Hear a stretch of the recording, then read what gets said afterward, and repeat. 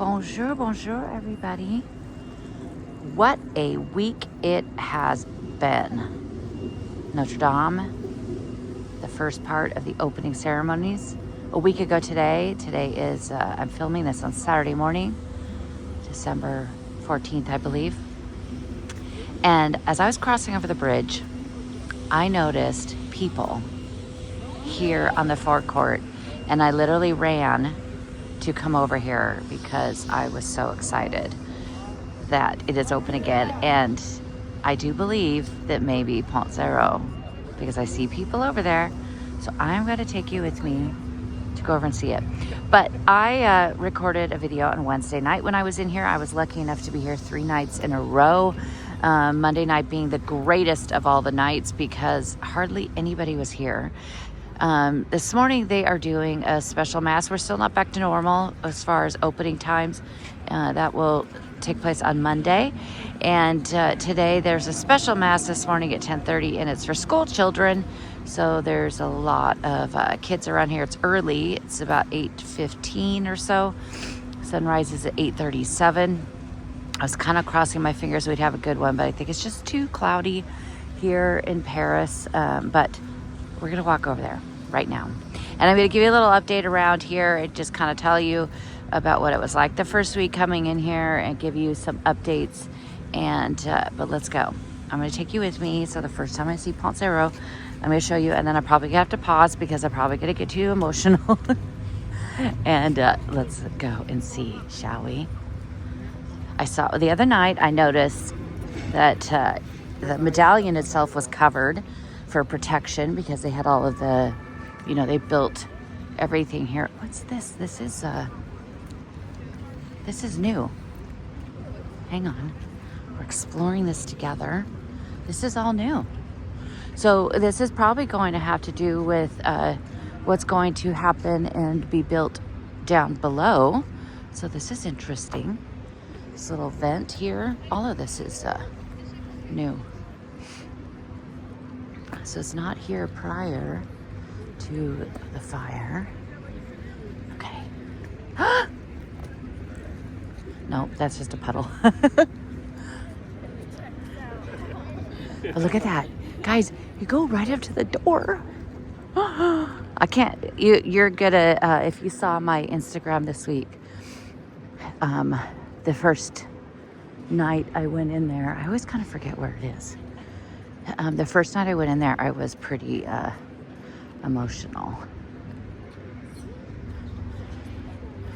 Oh, guys, look, not cool. So there it is. You have this stupid metal thing over it. Well, that's not cool. Well, but it's there. But maybe, I don't know when I wonder when they're going to take that off. But I kind of don't love that this is blacktop here when it used to be beautiful paving stones. But oh well. But here, look at this. Guys, when was the last time? I mean, earlier this week. But when you came in this week, you lined up here on the side, and then you had to kind of, they had stanchions up there. So it was hard if you look at my photos. You couldn't, you were so close underneath, you couldn't get it. Now I really wish I would have bought my grandpa's picture back with me of him in 1979 standing back farther in front. I really wish I would have brought that this morning. Look at that.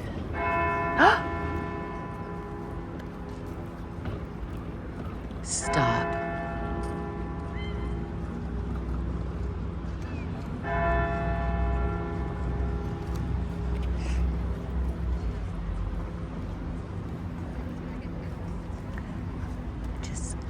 How lucky. 8:30. How lucky to get to hear that. And that's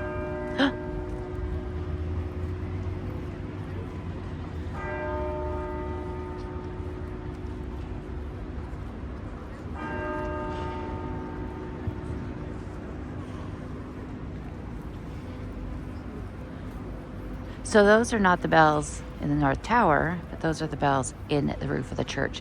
Because the ones that do for the time are in the church, in the roof.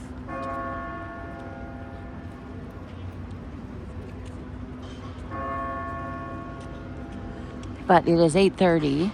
Usually Mass is at 8, so starting Monday, the church will reopen at 7:45 in the morning, which is going to be the most awesome time to come. And then they'll have Mass at 8 a.m. Today, the Mass, I believe, is at 10:30. There's quite a few people already lined up. Let's get closer. Oh, no, now that's the North Tower.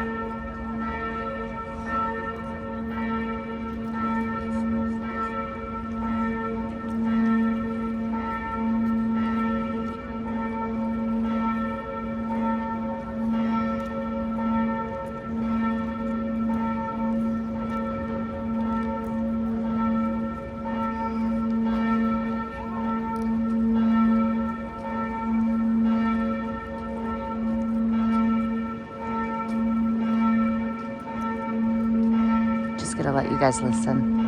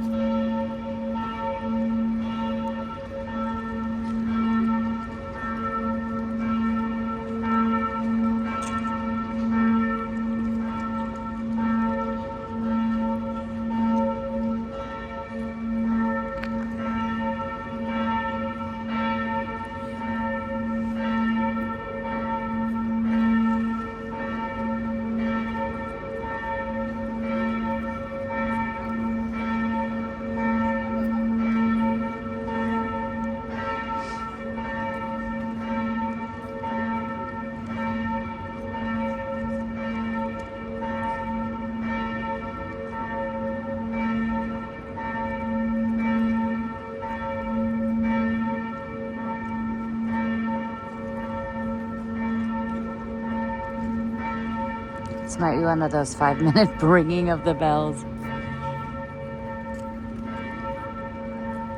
Let's go get a little closer. You can still hear it.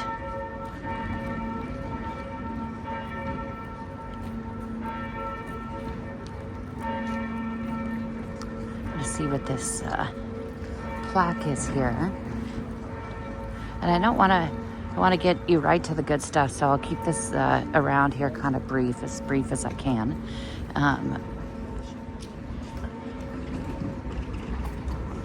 Well, look at, isn't that fantastic?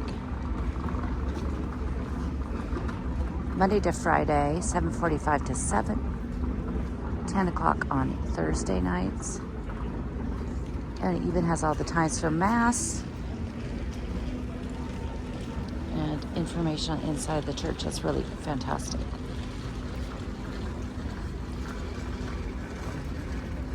But look at this. We'll do another one when I'll just dissect everything for you in the doors, because I'm obsessed with them. But of course we have Saint Denis there with the two angels looking down towards him. And this door is the apostles on either side. This is the last judgment, so this is the entrance now.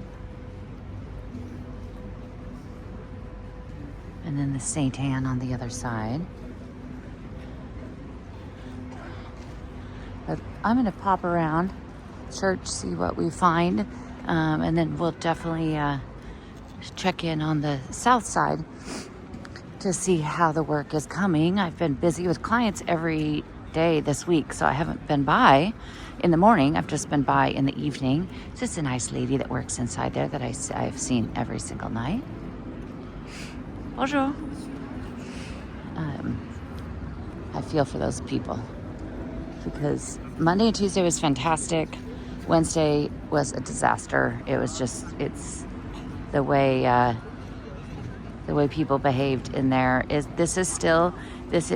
is of course extremely exciting that it's reopened, and it's a place that everybody wants to come and see, but also keep in mind that it is still a cathedral, and they do have mass, and there are people in there that want to come and pray and use it as a cathedral. It's not just a tourist destination. It is a lot of things, but it is, first and foremost, it is a cathedral. And so please behave accordingly, especially during Mass. Oh, well, good morning, fellas. I mean, this morning is just the gift that keeps on giving, isn't it? But please just remember to keep that in mind. And if it is during Mass, please don't walk around. If you're going to take pictures and videos, which, you know, I do as well, just try to be appropriate how you do it, and don't get up and walk around down the aisles filming while the priest is speaking. It's really not cool. So let's go check around the east side of the church, and we will see what we could find. It is a lot quieter around here. Usually on Saturdays they're still working. There's hardly any trucks at all. Everything has been really cleaned up because there was so much here for last weekend with just lighting and sound, and the tents and everything, and all of that is gone. It's really quiet. And I'm sure now that it's open, I'm sure they still have deadlines, but I think that now that it's open, the deadlines probably calm down a little bit.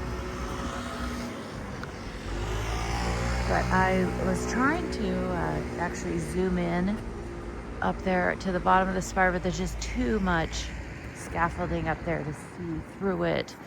But I'm sure they're adding the lead there. It is so cold this morning.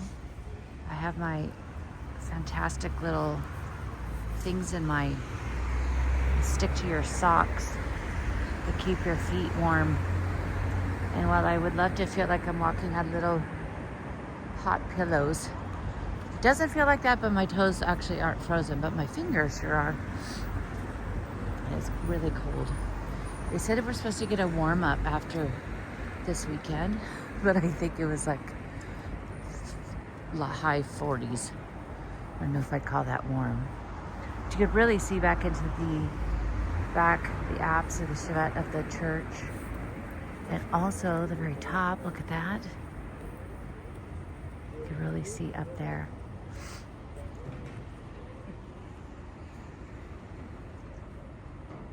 So, but it was going back in there on Monday. If you saw my Instagram, when I tried making a video about 12 times when I walked into the church, just saying something about it, and I really couldn't get through even a couple words because I just started crying. And it just it's a very strange feeling once I was back inside.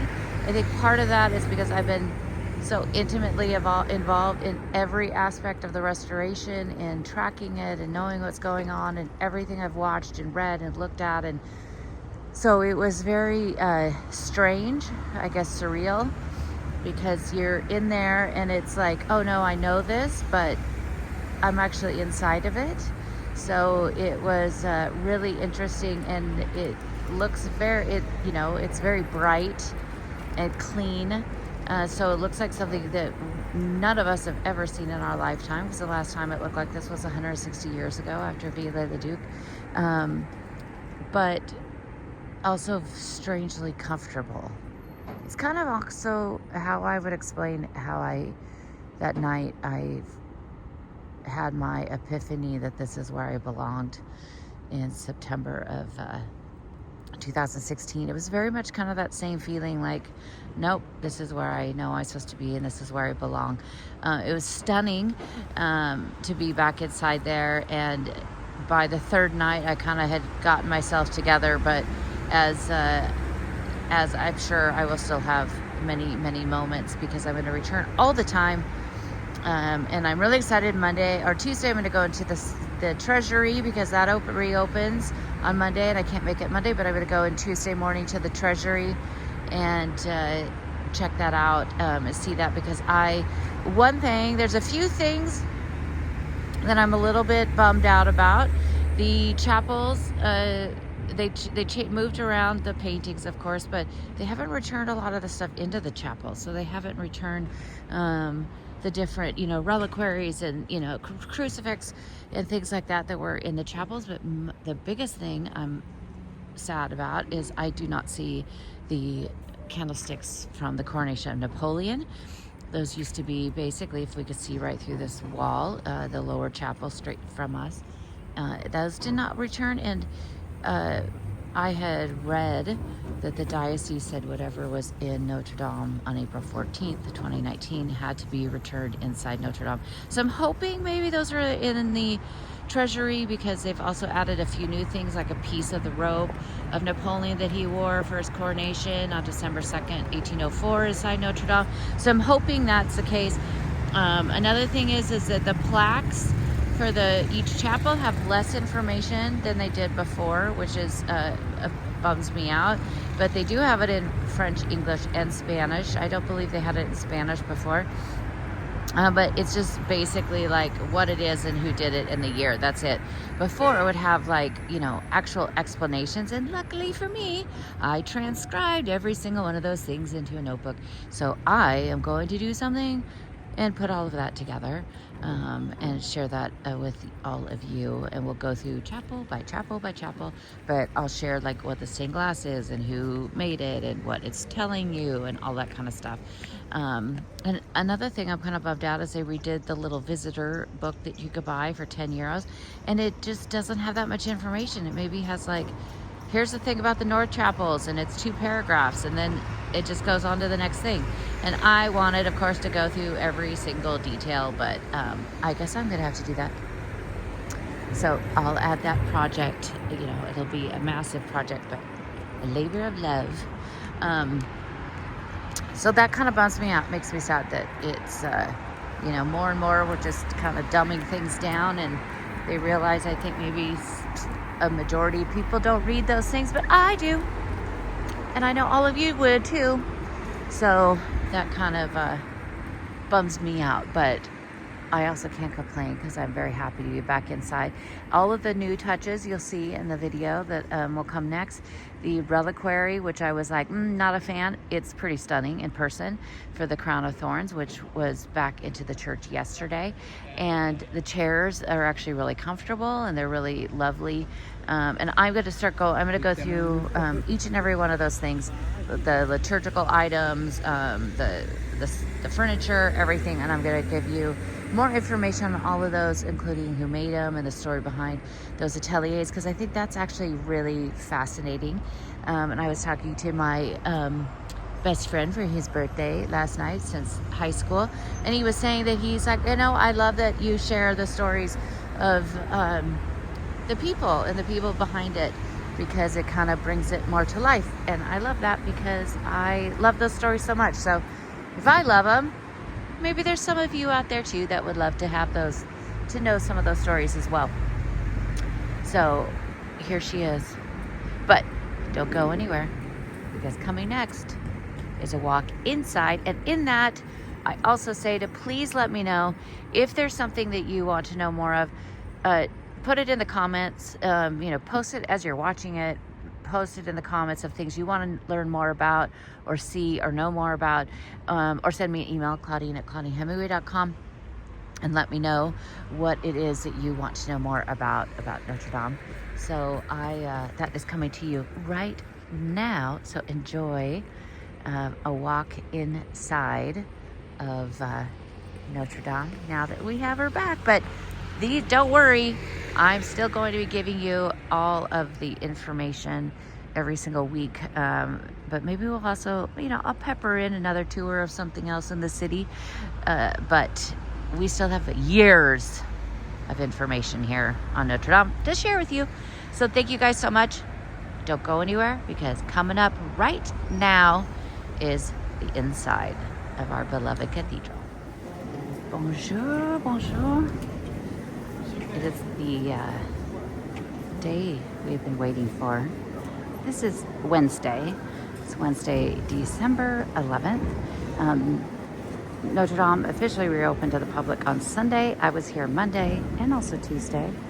And so Monday, I was quite excited to get to look around and take it all in. There was hardly anybody here, and that was really fantastic. But today is Wednesday, and I'm here tonight because I was invited by Notre-Dame to come to a very special Mass tonight that is for the workers, and it's also going to involve a choir that is made up of 80 members of the ateliers, sculptors, masons, architects, archaeologists, everybody. They put together a choir. I'm practicing for months, and they're going to perform tonight. And of course, I was honored to be here for this one. But I thought I'd also give you a little tour around. I'll try to make it brief. I had a hard time deciding what I should show you because you know me, and I could do this for 4 hours and show you every single detail and still not be enough. But I'm just going to kind of give you a little run view and kind of run over and kind of tell you about some of the specific little items in here. But I will be doing this many, many, many more times and go into like every chapel and every detail in this entire place. So as you could tell, it is stunning. If you have been in here before, it's very bright, very, very bright. And I should go and into Saint-Sulpice for the other churches because it's definitely coming here Monday, Tuesday, going into Saint-Sulpice yesterday. It was like, wow, it's really different, but also completely the same. So it's pretty amazing. So I'm going to start. They've changed at this. When you come in, you now come in through the Last Judgment door, which is in the center. You used to come into Saint Anne, which is in the far on the south side, and the exit you see people going, and now that's the exit. And getting into Notre Dame is a whole nother story, but I think that's all going to start changing next week. This week it's 8 days of celebration. So every morning it's a different mass. It's a specific mass that's close to the public. So the earliest the public could get in each day this week is 3:30 p.m. And it's been open till 10 p.m. at night, and that just goes through Friday, and then it will just be closing at 8 p.m. on this weekend. But then on Monday, December 16th, it returns to 7:45 to 7 p.m. And I think that 7:45 p.m. or 7:45 a.m. is going to be the time to come, and I'm going to come next week as often as I can, and I'll let you know. But the demand is high, but if you go on the app and just keep looking, the app is actually better than the website. The app is where it's having more openings for tickets. And just keep trying because eventually it's going to be in real time. They do count you, and they have a fancy little scanning system when you come in here as far as security. And they will be releasing tickets in real time. But you come in here and you now come and they want you to go to the north side. So it used to be you go into the south, go around. Now you go in here on the north side, and they've changed the layout as well. So it's now you come in the north side, and this represents the path of promise and the Old Testament. And the chapels, while they remain the same inside and the ones that have been painted on the walls, in the back side, they have changed the names as well. So here's a great little counter here where you could come and you could buy little visit books, which are great. But I was kind of bummed out because they actually have less information in these little visitor books than they did before. So guess what I'm going to have to do? I will do that for you. Eventually we'll get through every chapel and every detail. But it starts with the first chapel is Noah. And I'm not going to go through each and every one of them now because it will be here forever. And I want to get around because it is about 4:30. So it's going to start getting dark out. And I want to show you some of the stained glass while you still can. But they also added in these new tapestries in here. So these have all new and been commissioned.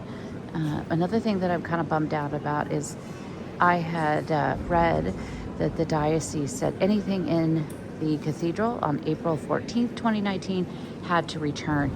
There's a ton of things missing, and I'm going to go through each of the chapels and find out what that is because I have all the records I made before of everything. There's plaques on the on the walls here. It's great. They're in English, French, and Spanish, but there's less information on them too. So, which also kind of bums me out. Here's the beautiful. So these, I will tell you about these chandeliers because I love them. There are, these are the chandeliers that were designed by Viollet-le-Duc. So in the mid 19th century, he designed each and every one of these, and they're still all original. They were rewired, so they have LED lighting in there, so they are more cost effective. But it's so great that LED has come a long way, that it's not that horrible bright blue light that it used to be. So it really is beautiful. There's 13 here in the nave. There's 2 of them in the choir in the back. And then there's also 80 sconces in the cathedral. And they were all restored by one atelier, the Mathieu Lussière. And they are down in Provence. And they restored everything. And when they did these, they were in pretty bad shape, including the 2 closest to the altar. One was actually hit by the spire itself when it fell, and another one also fell. And they're pretty much 80% of them. 80% of it is original. So some of the things they had to replace, but to figure out the color, they used a sconce that was in the sacristy to get the right color. And it's the color, it also on it is they used a vegetable varnish to varnish it to get it to the color it is. But I will, in the near future, I'm going to do a bunch of before and afters for each of the chapels and just everything in the cathedral, because I'm going to go through all of my literally thousands and thousands of photos I took before and show you before and after to really see, because I find that really amazing and interesting. But it is, they're really fantastic. And I'll show you, there's a big kind of a circular one that looks a little different that's back in the back chapel. But you have all they're very plain. The first chapels are very plain here. So this is the path of the Pentecost, or path of the promise, sorry, the other side's the Pentecost. But another fantastic thing, and before, if you remember, I might have not been so keen on these, but these chairs are actually great. There's 1,500 of them, only made for Notre-Dame. Oh, messy. Only made for Notre-Dame, and they're completely French made. They're made from French oak, and they are really great. They were all done, and you can see, I'll show you on the benches, they have a little ND on them, but what's kind of cool is how they have them so they could attach to each other. They're really comfortable. If you've been in some of the French churches, they have very tiny derrieres and the chairs are pretty tiny, but they have these kind of cool little brackets, and they all lock into each other. They also have some benches in the back, and then they also have some little kneeling boards up in the front. And let me see if I could find those for you. But it's really cool because they click into the chair itself. But these are the lames. You know how much I love the lames. I did a whole video of those that about the lames and when they were restored. And I'm really glad I saw that exhibit, because it was a much better place to see the paintings really in all their glory than back inside the cathedral, because they're up so high.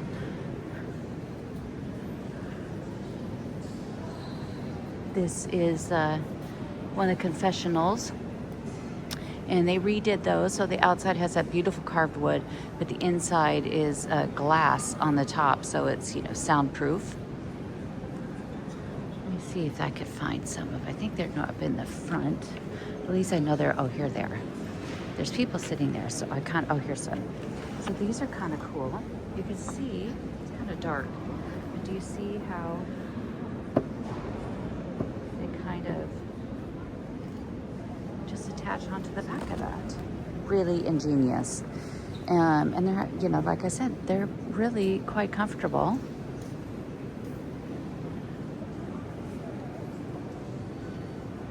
Look at, isn't it just so beautiful? It really is amazing. And it's a very odd feeling because I have been so deeply engrossed in every detail of the Renaissance and restoration. Look at that beautiful view with all the paintings over there. That it's kind of like how it is nowadays with when you see people and you see them online and then you see them in person, but you feel like, you know, if it's a friend, like, well, we've had video calls every week. I used to seeing you. But then it's like, no, you actually haven't seen each other in person. It's kind of like how it is, I feel about Notre-Dame. I've been so ingrained in every detail. I mean, from, you know, the liturgical platform up there and how it was made and who made it and where those stones came from and who restored which part and everything, that coming in here, it was kind of felt like just, you know, that old friend that you could not talk to each other every single day, but you see each other and you pick up exactly where you left off. That's kind of how I felt coming in here to Notre-Dame. I'll do a whole thing as well about more of the new things. I did that on Instagram last weekend about the altar as well, but you have here the amazing rose windows. So you have here, and you are getting a little bit, let me zoom in, you're getting a little bit of the light in through here. I can't wait to come next week in the broad daylight and hopefully on a sunny day, because look at that. It looks pretty amazing. And look at how white, and my girl Joan of Arc is over there.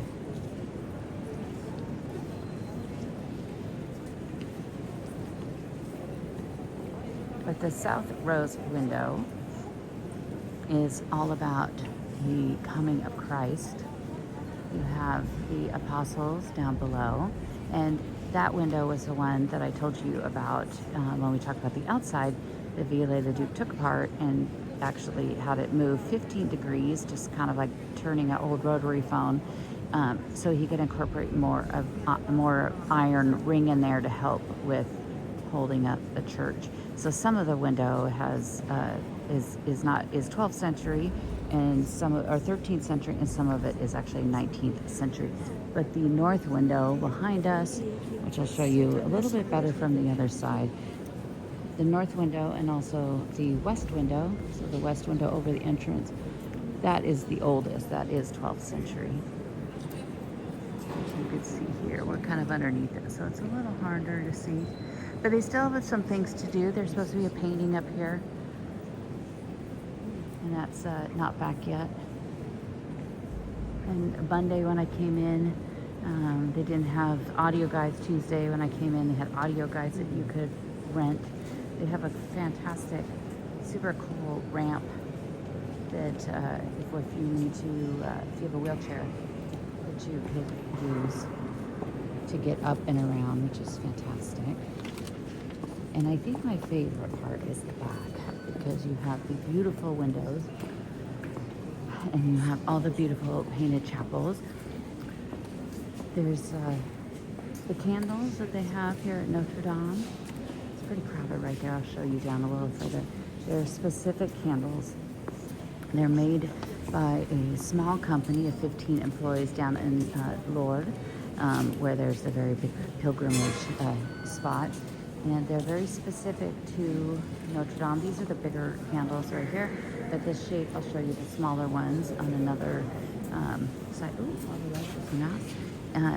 And it's specific to Notre-Dame. And they get 10,000 of them a day.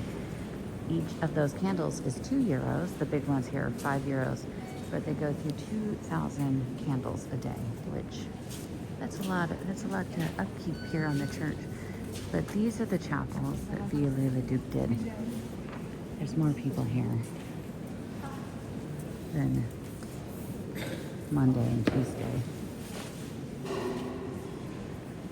But look at how beautiful this is, and it's all restored. This is Our Lady of Guadalupe. But it's also Saint Martin, and so the walls themselves are Saint Martin. But you have Our Lady of Guadalupe on this side. But look at all of this. And I'll have to check to see from before. What was in here? They've restored everything. Zoom back out. There we go. They've restored everything. I love these little pieces here. But here you have the story of Saint Martin. Saint Martin is the one that gave his clothes to a beggar. The beggar, that is a gentleman needed clothes. And all this has been restored. It's gorgeous. All done by Viollet-le-Duc. He actually even proposed painting the whole church, repainting everything, kind of like Saint-Germain-des-Prés is. Here's a bench. It has the little Notre-Dame emblem in it. Those are exclusive to here. The company that made them has said that they've had people asking to order some, and they said, nope, only for Notre-Dame. But even the names on the chapel have been redone. As far as the little signs, I'll show you. And then we have the choir. I'm going to go through all of that in detail another time. There's a lot more people here today.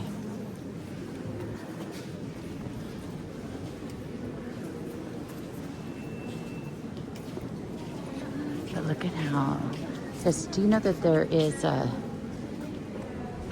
quite a few people buried in Notre-Dame?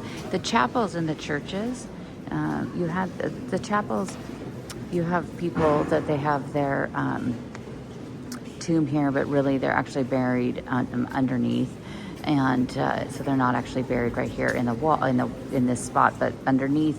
And then even most of them underneath, like underneath where we're walking, and underneath the choir and the nave. Look at how this is. Show you something, but you would have this for a family. They would have this so that they could come in here, and they could pray to Jean-Baptiste du Boudet. Look at that. But remember in the video I did a couple weeks ago, and there was the new exhibit in the Orsay, and I showed you those two huge hanging pieces that Viollet-le-Duc did. This is it. So this was the Ferdinand, so you have the F on there, and the drawings were in there. And I was just in there this morning with some friends and was showing them, and then I pulled up on my phone the actual pictures. So it's amazing to see what you got St. Peter and St. Paul up there, but every one of these things on the wall is a little tiny bit different. Everything, of course, has been restored.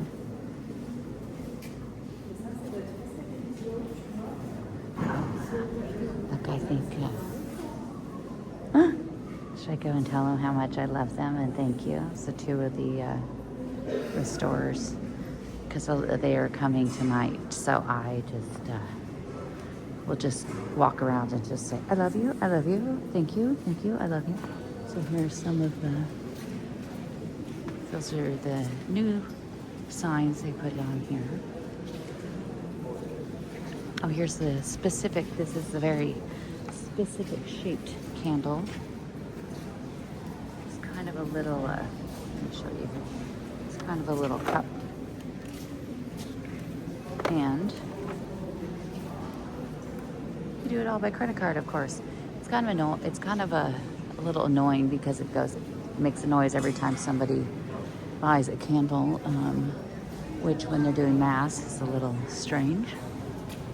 This is Saint-Germain, but also Our Lady of Czechoslovakia. Is that it? So you have 3 languages here. It's kind of sad because they don't have as much information. It used to have on here about, the medallion of the Pentecost. It would have a whole thing about it.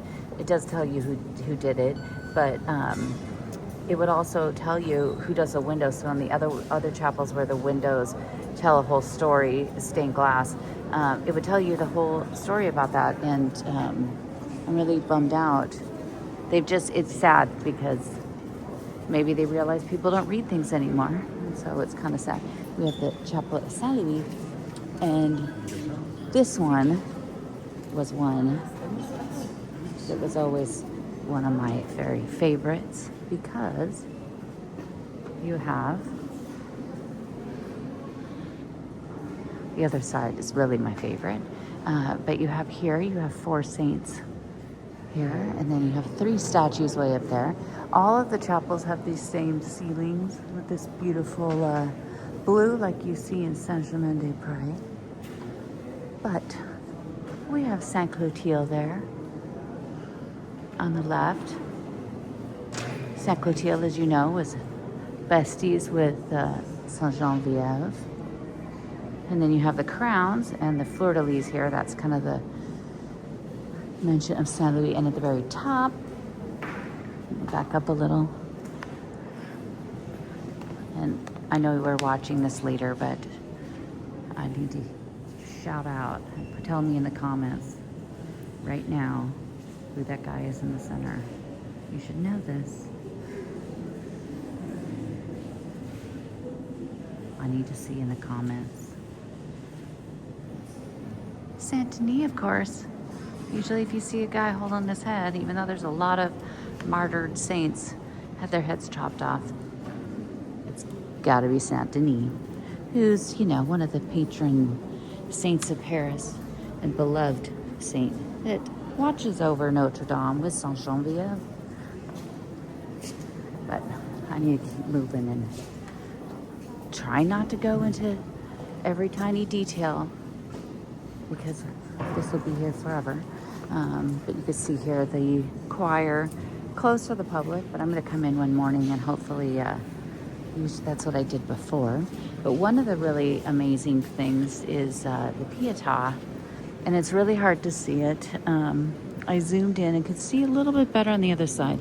But the Pietà that was added back there into the hand of Jesus was molten lead that fell on it, and they kept it. They left it there so that it'll always be a little reminder here in the church.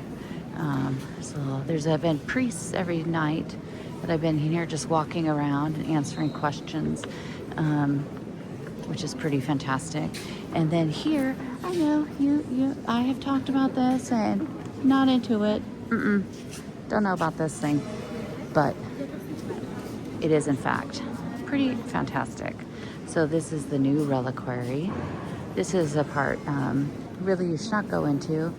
Like, you should not be going in there to take pictures. Ma'am, you're not supposed to, because it's a place of prayer. But here is the new reliquary.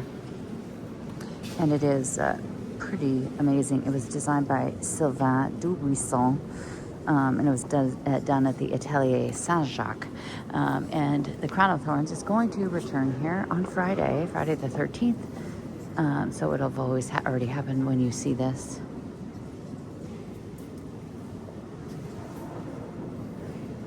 But it is actually pretty fantastic. It's made of 396 what they're calling cobblestones here in the center. I'll zoom in.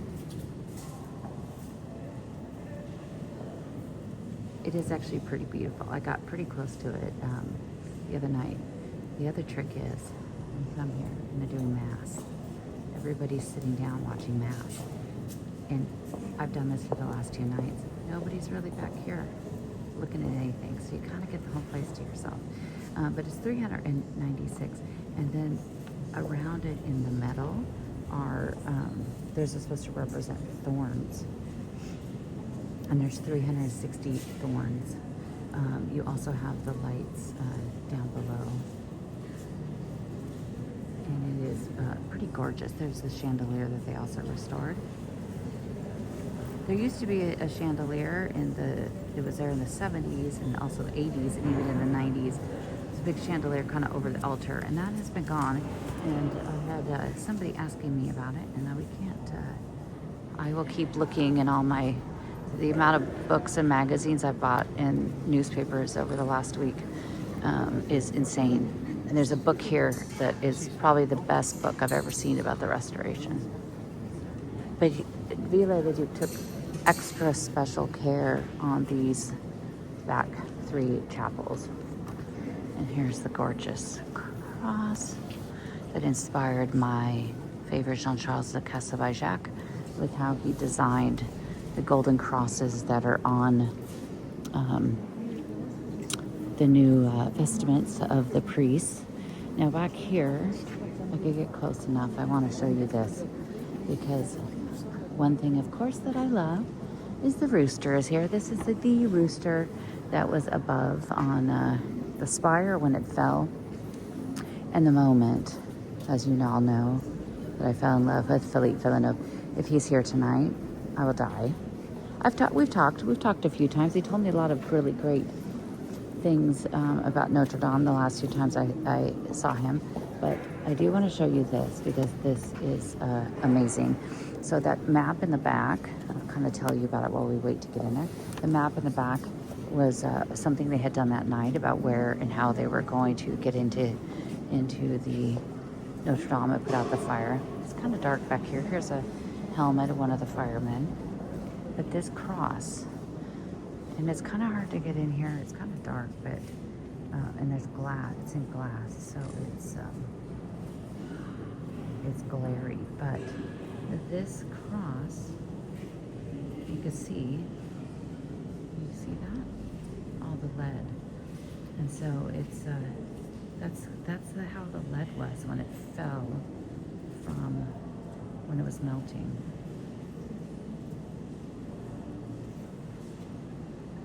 Amazing, isn't it? And I love that they've kept it here. This back chapel is pretty fantastic because it has a few things in here about what the church has gone through the last 5 years.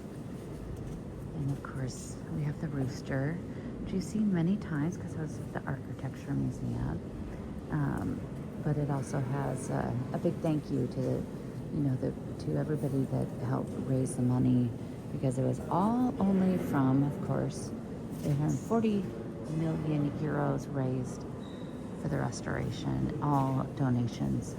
But I love it. What I'm really upset about, though, as I was saying, some things aren't back here. I'm really upset because this is usually, the next chapel is where you find, oh, it's open. The next chapel is where you would normally find the candlesticks that were used at the coronation. And they're not here. So this chapel hasn't been open the last couple nights. I'm not sure what's in this crate. These are not the coronation.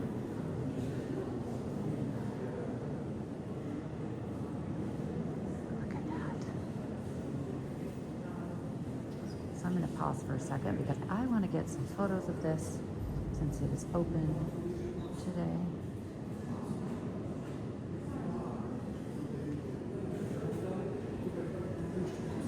So it's pretty fantastic. But I'm going to pause for a second, get some pictures. So here at the back of the choir, that's the Pietà. But you have on either side is the vow of Louis XIII, and I love this thing. I love this statue, and there's two of them on either side. And for years, I tried to get in here. I was following you this morning on Instagram. Oh, sorry, I had to stop because a follower recognized me that I've actually seen before. So that was really sweet. So we were talking about, she's French, but she lives in Boston, and she was just back in here for the first time before she heads back. And so that was very fun to see and chat with her. And of course I went into, and let me point out everything. But so the vow of Louis XIII, the vow of Louis XIII is back here, and you have Louis XIV on this side. It's kind of, I don't know, let me get closer. You kind of see that's Louis XIV in through there. And Louis XIII had decided that he, in 1638, he decided that he proclaimed that France would become the kingdom of the Virgin Mary, and he wanted to have a statue created and put in here. But he died before that happened, and it took Louis XIV to do it. In 1695, they started doing work here by Robert de Cotte is the big architect that did the work under Louis XIV of the choir, and they replaced into the floor, and there's big L's in there. You have Louis XIII here on the other side, and I'll show you that another day. He's kind of on his knees handing a crown to the Pietà. Robert de Cotte is also the guy that finally took out the Joub screen, the root screen. And if you I think it was last week or 2 weeks ago when I shared the video from inside. But it is, he took that apart. But all those choir stalls, all the wood, everything, every single inch of this place has been cleaned in a way that hasn't been done in 150 and 160 years, depending on where you are in the church. The sacristy right here, which is also the treasury, it's not open to the public yet. It hasn't been open at least the last 3 days, maybe next week.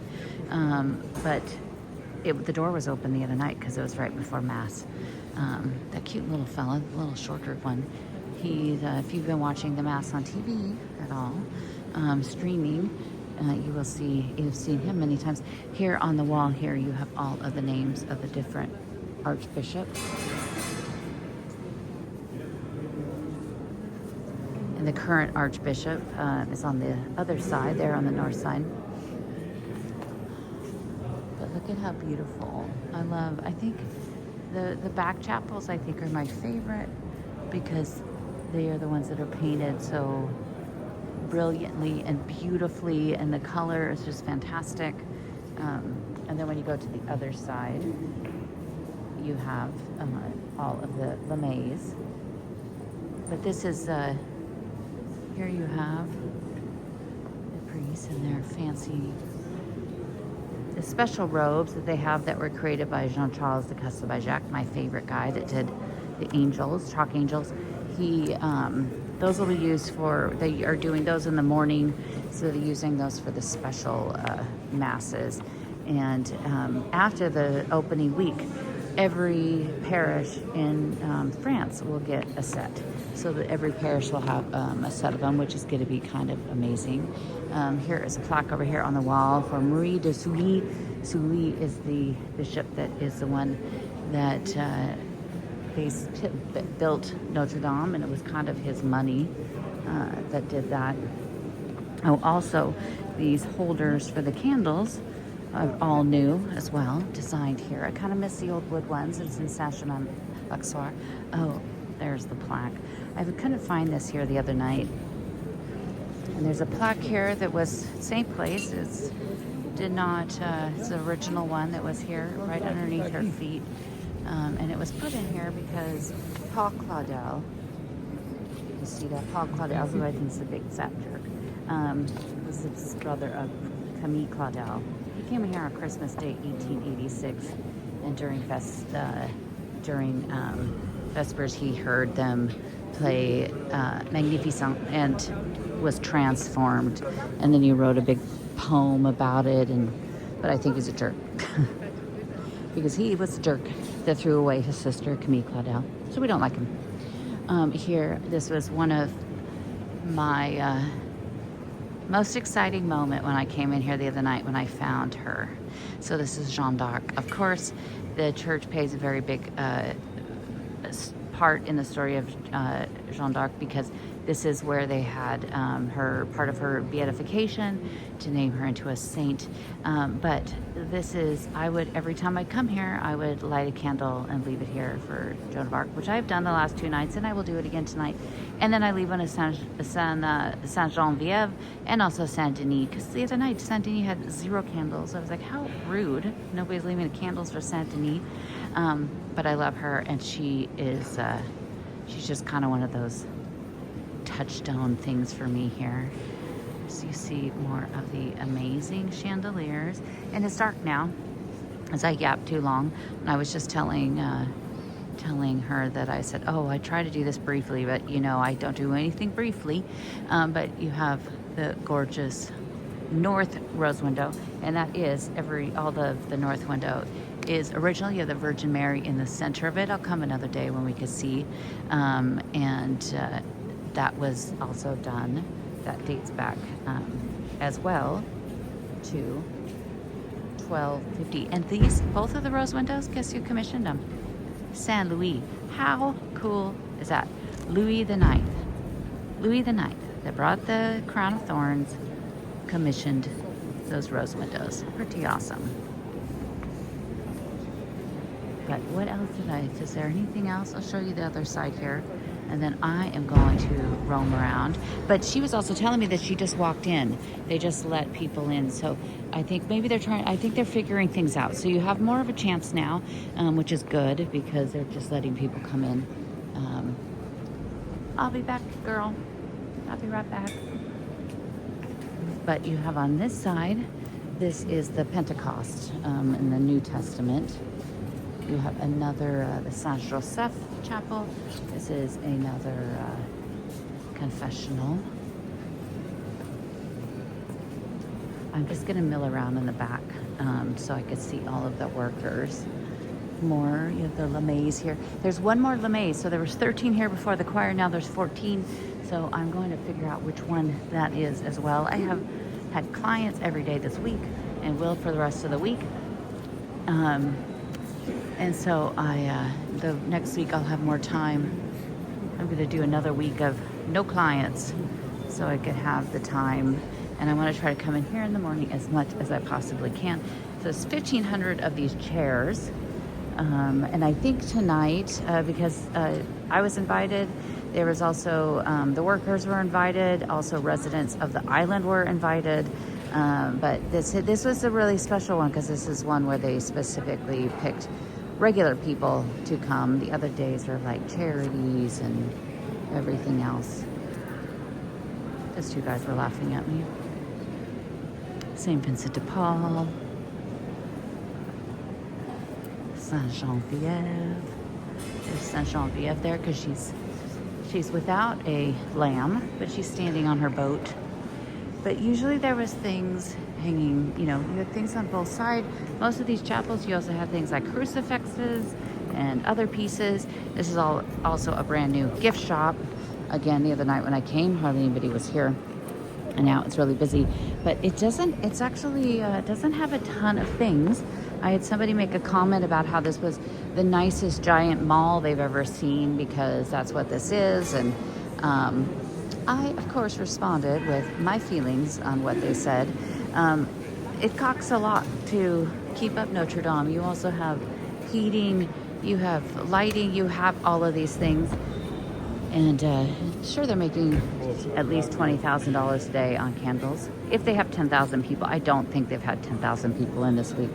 But you go buy, there's jewelry here. There's books, of course.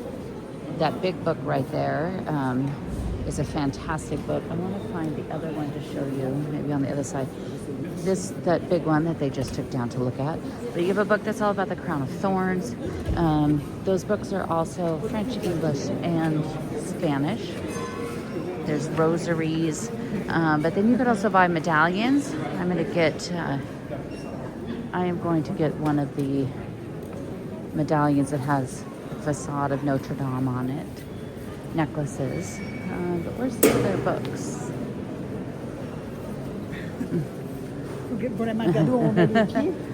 That woman almost fell on her face.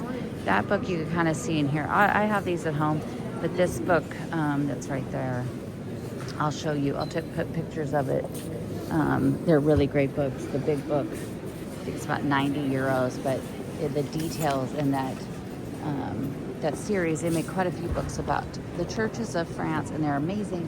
But they made the same publishing group made one all about, sorry, I'll show you something, one about the Restoration, and it's fantastic. There's a new book that also just came out that's about the Restoration that came out here in France by Michel Liard, I believe was his name.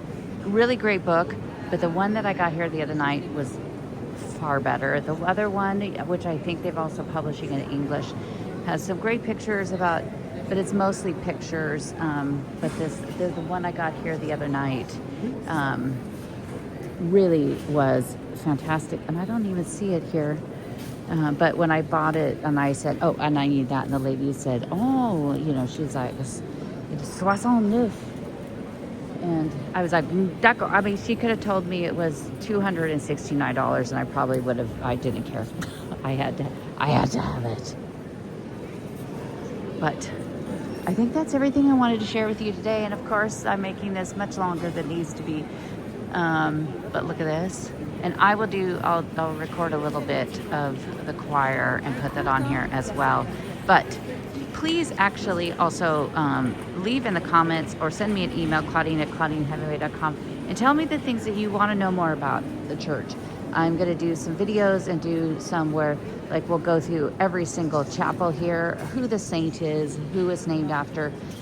Because as you said, as you saw, like, we have one that's Saint Martin, but then also Our Lady of Guadalupe. I've changed them all. There's different meanings. The other side starts with Noah, and then it goes around. And so there's ones that mean hope, and there's all different ones. And so we'll go through every single detail inside this church that you want. But let me know if there's some things you specifically have questions about that you want to know more about, and we will get through all of it. So this is going to turn into, instead of Paris History of Avec Hemingway, it's going to be the Notre-Dame of Avec Hemingway from now on.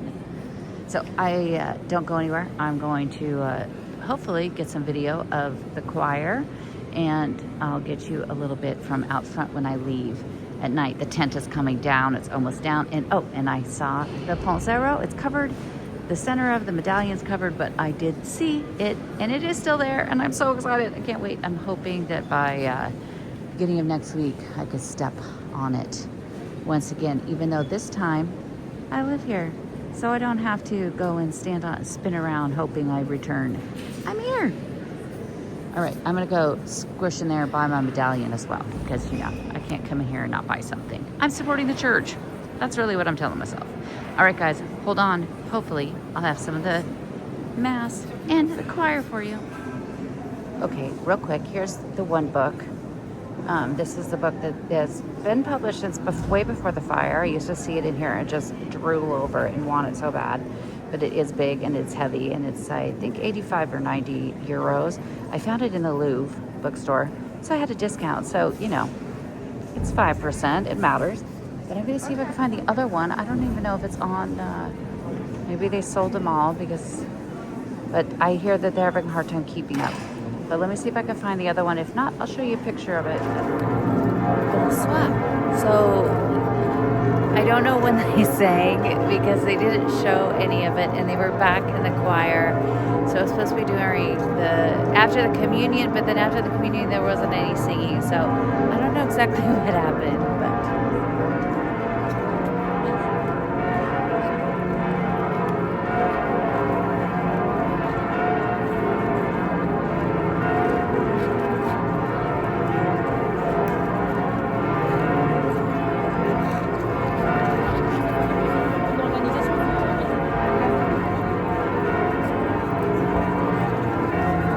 that's still pretty great.